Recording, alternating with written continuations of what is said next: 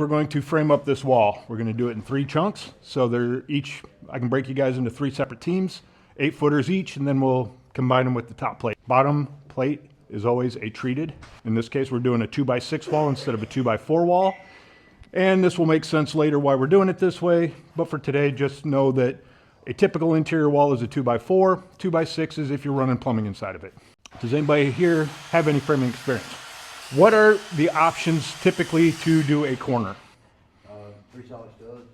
I'm sorry? 3 solid studs. Okay, what was another way? Does anybody know a different way of doing it? Yeah. It's called the California corner. Put one on edge.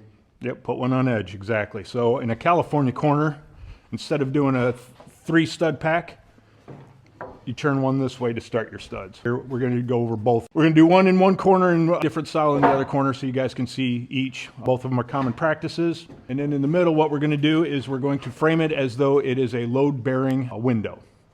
In a couple weeks, it'll all make sense as to why we're doing things the way we're doing them. But for today, it's just going to be nice and easy. We're just going to frame these and off we go. You guys want to break yourselves into 3 teams. We're going to do 3 separate wall chunks. Why is the bottom plate treated? Moisture.